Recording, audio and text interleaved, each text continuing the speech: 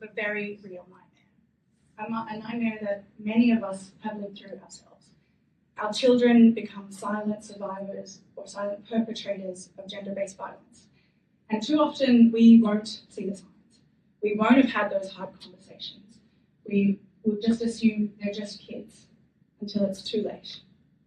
In Australia, 1 in 5 women have reported experiencing intimate partner violence, and many witness or first experience coercive, controlling, physically, emotionally, or sexually abusive behaviour before the age of 15.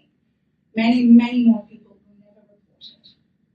Statistically, that is lots of people in this room's story. Unfortunately, it's also my story. For me, the thing that has stayed with me the longest is that that teenage boy didn't know that he was doing the wrong thing. We can all agree. The question isn't, does this problem exist? The questions are, when do we intervene? How do we talk to kids? How do we make them know what is and isn't right? At Outloud, we believe the answer is before the harm occurs. Respect is a primary prevention program working with boys aged 10 to 12. Before their first relationship, before rigid gender stereotypes take hold, before harmful ideas can become behaviours. Over 2 school terms, so a long engagement, not just a one-off workshop, boys participate in active, structured sessions grounded in positive, healthy masculinities, informed by the prevention framework of Our Watch, which is the peak body of gender-based violence prevention. They learn about the drivers of gender-based violence, gender inequality, stereotypes, and normalizing disrespectful attitudes. But most importantly, they get to talk. They get to ask the awkward question. They test the ideas. They say the things that they've heard online, in playgrounds, at home. And instead of shaming them, those ideas are gently reframed. We don't position them as the problem. We don't position them as potential perpetrators. We position them as leaders, and we ask them to do something powerful. Alongside men's behaviour change specialists and professional musicians, boys write a song together. They're putting the messages into their own words. They're rehearsing it, they're embodying it, and they perform it at their school and in public. We make a professional music video clip with them, which we put online, which gets thousands of views. Every year, we hold a showcase in a busy shopping centre in the geographic heart of Bankstown on Darragland. Over 500 people, shoppers, families, grandparents, little siblings, all come and they stop and they watch. And these boys stand on stage and they sing about respect and equality and courage. It is electric. There's standing ovations. There's people crying. And you see these boys filled with pride. They've got confidence in the messaging and they feel the leadership to tell that message to other people. For 13 years, this program has run continuously. It's won Community Impact Awards. It's been recognised in the New South Wales Legislative Assembly with both Ministers Jihad Dib and Minister Jason Clare speaking at these showcases. We know from university evaluations that 98 to 100% of participants leave this program with increased knowledge of the signs, drivers, and the impact of gender-based stereotypes that lead to violence.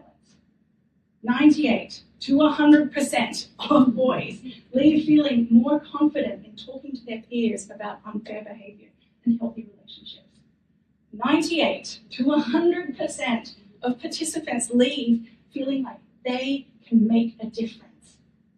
In our region, the Bureau of Crime Statistics data shows that there's a 14.7% overall reduction in domestic violence over the last 2 years. Now, we're not claiming sole credit for that shift, but we know that we're part of an ecosystem that's working. We know that the boys are taking this home. They tell us they're challenging unfair comments at family dinners. They're talking to their younger siblings. They're questioning what they're seeing online. Our very first cohort 13 years ago are now adults. Some of them are fathers. And that is intergenerational prevention, and it gives me enormous hope, because just like perpetration is, prevention is intergenerational. But here's the hard part. After 13 years of continuous funding, the new federal funding arrangements mean that our future is now uncertain. This June, which is very soon, without additional confirmed funding, we'll have to reduce our capacity by half. which means far fewer boys will have access to this program. Prevention work is harder to fund than crisis responses because when it works, nothing dramatic happens. There's no headlines, there's just simply one more person who's safe. If prevention feels intangible, I understand, but imagine for a second the alternative. Imagine these boys absorbing unchecked messages about entitlement, dominance, and silence. Prevention isn't abstract, it's deliberate, it's practical, and it's possible. I often think about little teenage men, and I can't change what happened, but I can make sure that the next generation of boys know better. Every $2,000 that we raise enables us to deliver respect to one boy in over 2 terms in a local primary school. And it includes a professional music clip and 2 public performances. Principals have told us that when we return year on year, they're seeing cultural shifts in the schools. Boys are going home asking different questions. Boys are speaking up when they're seeing something unfair on the playground. Boys saying, we don't do this here. For $30,000, we can work with a school for half a year.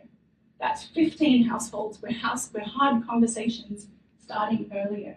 15 potential ripple effects across classrooms, sporting teams, communities. Future partners, colleagues, fathers, community leaders, understanding that respect isn't a slogan, it's an action, it's a practice. And so I'd like to invite you to imagine yourself part of this ripple effect. Because tonight, you're not just donors, you are co-creating the future that you want to see. So please, hear from the boys directly, take out your phones right now, scan this QR code, and watch some of the videos because you will have them stuck in your head for days. Thank you.